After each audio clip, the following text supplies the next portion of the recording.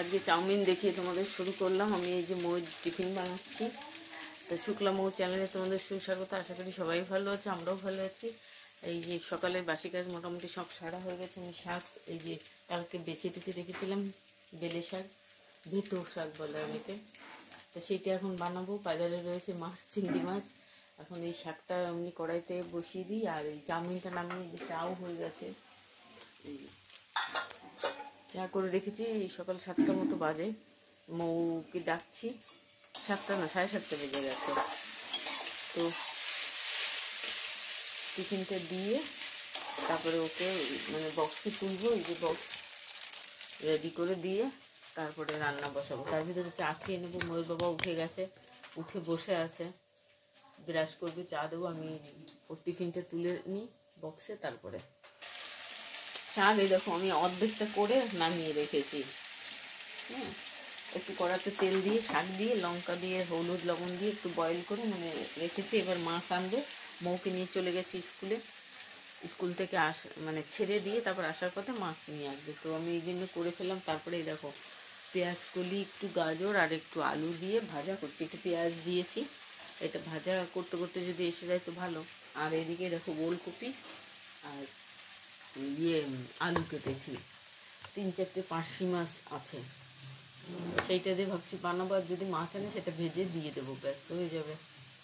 তো এইগুলোই আপাতত রান্না করছি। আর ওইদিকে গরম জল বসিয়েছি, বেডশিট চেঞ্জ করেছি ওই ঘরে, সেইটা কাচবো।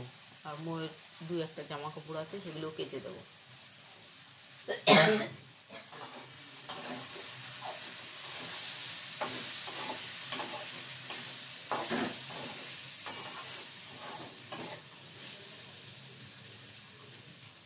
পেঁয়াজগুলি, আলু, মটরশুঁটি এগুলো দিয়ে একটু গাজর, এই ছোট্ট একটা আলু দিয়েছি, বেশি না, দিয়ে একটু ভাজা করছি। আর আমাদের বাড়ি পুরো রং করা হয়ে গেছে। এবার পেছনে ভাড়া ঘর আছে দুটো, সেই ভাড়ার ঘর একটা ফাঁকা হয়ে গেছে। সেই ঘরে আরেকটা যেটা লোক আছে সেটা সেই ফাঁকা ঘরে গেছে। সেই রুমটা প্রাইমার লাগাচ্ছে।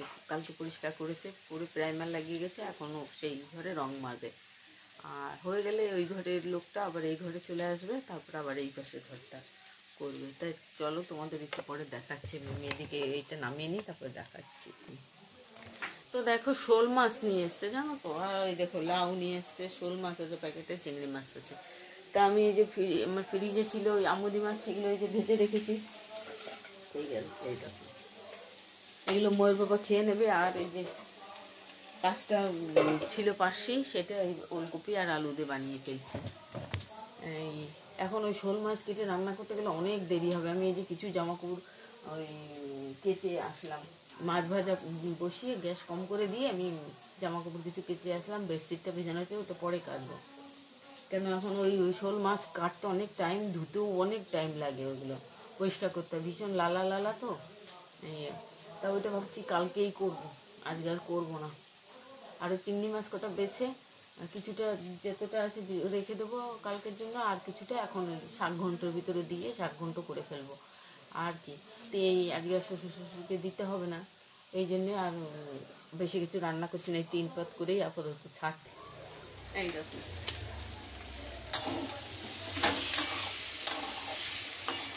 এতে হলুদ লবণ এক সম্বরায় বসিয়ে দিয়েছি। তেজপাতা জিরে দিয়ে তেলের পরে 1 সম্বরায় আমি বসিয়ে দিয়েছি।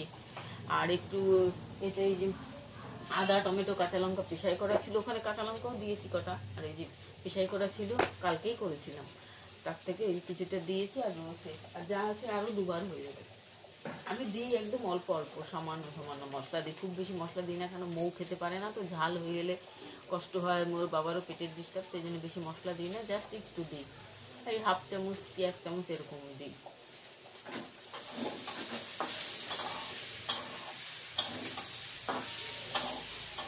আর এটা কিন্তু জানো তো গরম জল, আমি ভাত বসিয়েছিলাম, সেই গরম জল এখন তুলে রেখে তার মধ্যে চাল দিয়েছি। বেশ হালকা মানে গরম আছে। আর হয়ে গেছে কষানো, ওখানে জলটা দিয়ে দেবো।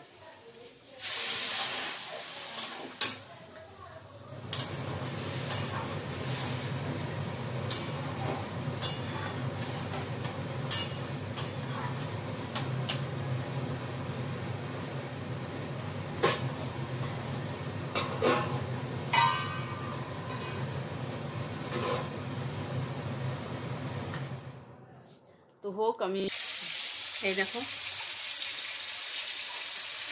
মাছের ঝোল হয়ে গেছে, এখানে এই যে ভাজা হয়ে গেছে। এবার এই যে শাক ঘন্টটা, এই দেখো চিংড়ি মাছ দেখেছি।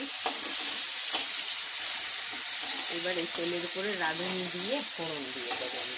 চিংড়ি মাছটা ভাজা হয়ে গেলে একটু ফাঁকা করবো, মাঝখানটা ফাঁকা করে তারপরে এর ভিতরে দিয়ে দেবো। এই দেখো এইভাবে ফাঁকা করলাম, দেখেছো? এইভাবে ফাঁকা করে তারপরে ভিতরে রাঁধুনি দিয়ে তেজপাতা দিয়ে শুকনো লঙ্কা দিয়ে ফোড়ন দিয়ে দেবো। এই যে শাক বয়েল করে রেখেছিলাম, এই যে এতে লবণ হলুদ সব দেওয়া, শুধু এখন ফোড়নটা দেবো। ফোড়নটা দিলে আমার রান্না হয়ে যায়, তারপরে রুটি বানাবো, তারপরে মাছ কাটবো। ওই মাছ আজকে আর বানাবো না আমি। চিংড়ি মাছটা এদিকে ছুটে কেটেছি, আর কিছুটাই দেখো রয়েছে, ওই দেখো অল্প কটা রয়েছে, যাতে আর একবার হয়। শাক ঘন্ট শাক রয়েছে, বেলের শাক আমরা বলি, ওটাকে ভেতো শাক না কি বলে, হ্যাঁ ভেতো শাক বলে সবাই। সেই শাক রয়েছে, কালকে এনেছিল অনেকগুলো, সেটাকে কিছুটাই বানালাম। আবার কালকে শ্বশুর শাশুড়িকে দিতে হবে, তখন বানিয়ে দেবো।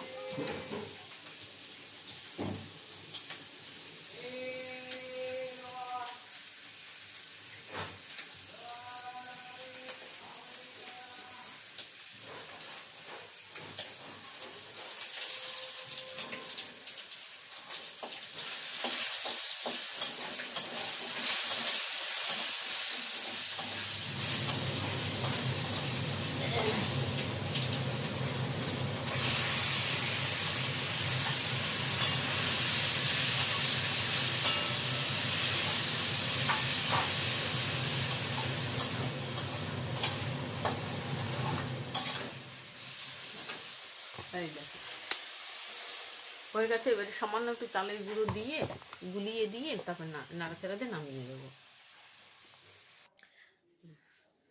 তো আর দুপুরবেলা ভিডিও করা হয়নি। এই সন্ধ্যার সময় চাটা খেলাম, একটু পকোড়া বানিয়েছিলাম, পাঁপড় ভেজেছিলাম, পাঁপড় খেলাম, চা খেলাম, তারপরে পায়েস বানিয়েছি, জানো তো।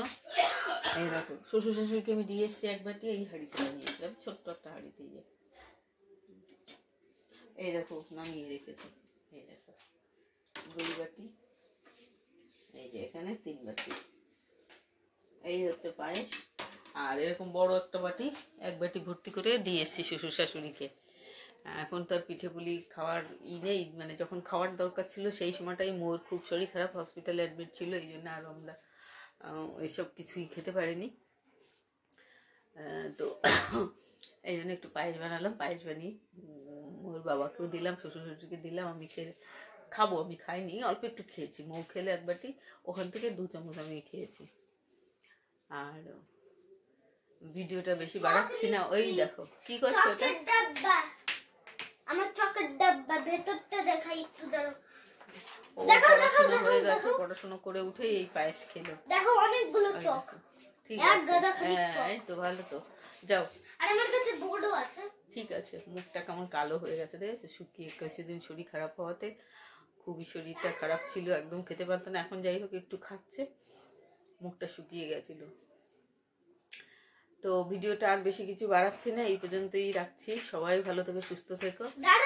পরবর্তীতে আবার, আরে এই দেখো, হ্যাঁ ঠিক আছে যাও, একটা জিনিস তোমাদেরকে লিখে দিই পরে সেটাকে তোমরা করবে, কিন্তু এই ভিডিওর মধ্যে সেই জিনিসটা করবে, ঠিক আছে?